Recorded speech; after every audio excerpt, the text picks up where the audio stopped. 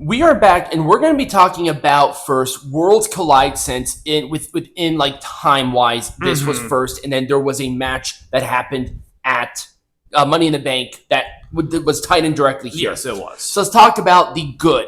The commentary team was phenomenal. Yes, the thing is that this crowd is being introduced to a product that most casual observers won't understand, because this is an American audience, right? And you're looking at a Mexican wrestling company with all sorts of traditions and nuances behind meanings and all that stuff. As a casual Mexican viewer, you might get it, but we are not Mexico. We are very firmly Americans, right? And so it is good to have Conan, because Conan is a good bridge between the Mexican identity and the American. And then, of course, Corey Graves, his brother, is a AAA star. We will talk about that. What I like about Conan is that he was able to, within a couple of sentences, fully explain everything. He didn't have to overanalyze it. He didn't there was a lot of Mexican tradition inputted into this event, as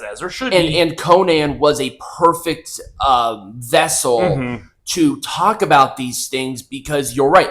There are a lot of nuances that go into Mexican wrestling. He preemptively told people that this is going to be a very different style of wrestling. Do not expect American. He talked about the importance of the masks. He talked about the rivalries that were going on, why hair versus mask, mask versus mask are so important.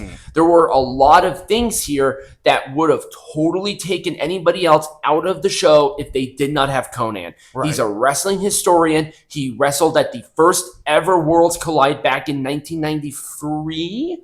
And Corey Graves is a great play-by-play guy that they just bounce off of each other wonderfully. And again, Corey probably has a little bit more knowledge than most of the other commentators because of his connection to a AAA wrestler. Also, what I liked about Corey is that he led Conan's answers in the right way, because he's coming from it as the novice. Right. So he's like, hey, what's the importance of this? Why are Psycho Clown and Elio del Dr. Wagner Jr., why were they fighting? Oh, this is why there's that tension. It made it a lot more immersive, which is like, okay, there's a lot of things moving here, and I'm really liking it. They're probably going to do that for the foreseeable future. I hope so. Because it was a very, very good way of doing that. Now, again, the reason that they did this specifically for WWE is because a lot of people are casual fans. Right. A lot of families are involved. They're not freakazoids. They're not in the cults.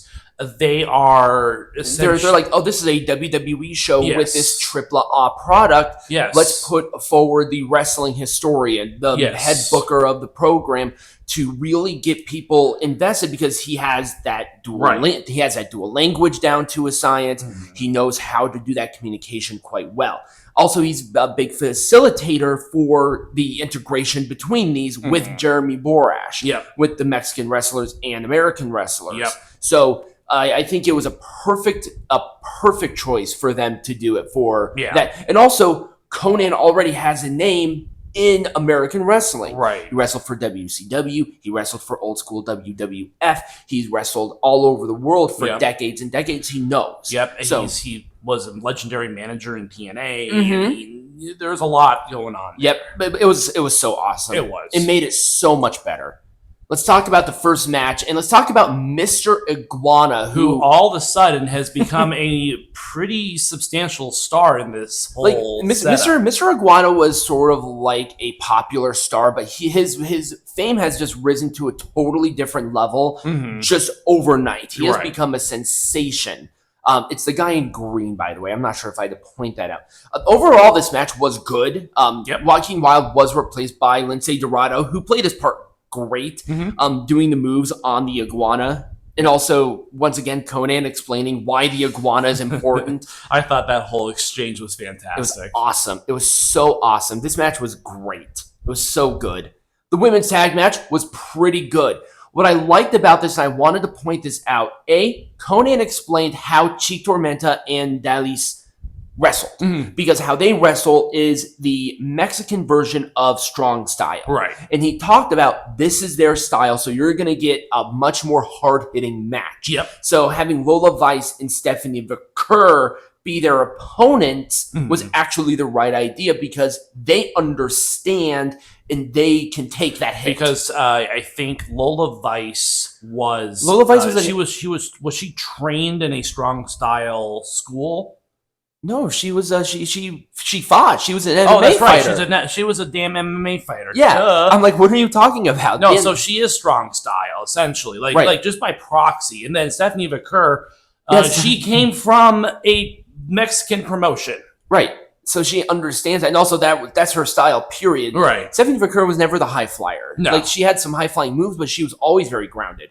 So they were the right people for Chic Tormenta and Dalis. Also, this is when they started talking about the legends that were outside of the ring, with Negro Casas, with Latin Lover. There were those, and also video packages talking about these people. So it's like, oh, that's really cool. I want to see more of that. I wonder if another promotion should take advantage of doing some of those things.